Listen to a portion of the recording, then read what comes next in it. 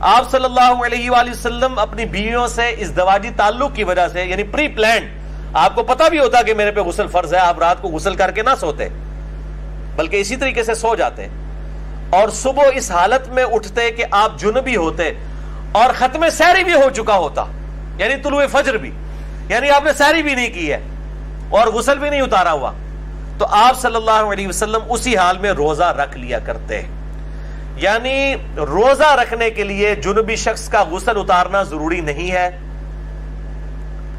بغیر غسل اتارے بھی وہ سحری کھا کے روزہ رکھ سکتا ہے، فجر کا وقت داخل ہونے کے بعد غسل کر لے، یا اگر فجر کا وقت داخل ہونے کے بعد اٹھائے تو 8 پیرا روزہ رکھنا چاہ رہا ہے تو بعد میں غسل اتار لے، جس طرح آپ صلی اللہ علیہ وآلہ وسلم کے کیس میں ہوا۔ اور یہ بڑی ڈیٹیل حدیث بخاری اور مسلم میں ہے کہ حضرت ابو ہریرہ یہ فتویٰ دیا کرتے تھے کہ جس پہ غسل فرض ہو جب تک غسل نہیں اتارے گا وہ شخص روزہ نہیں رکھ سکتا۔ تو اس کے جواب میں اما عائشہ نے جب یہ حدیث سنائی تو سیدنا ابو ہریرہ نے اپنے فتوے سے رجوع کیا۔ اب حضرت ابو ہریرہ رضی اللہ تعالیٰ عنہ آپ صلی اللہ علیہ وآلہ وسلم کی وفات کے 30 سال تک بعد میں بھی یہ غلط فتویٰ دیا کرتے تھے، اور جب سیدہ عائشہ سے ان کو یہ بات پتہ چلی تو انہوں نے رجوع کیا۔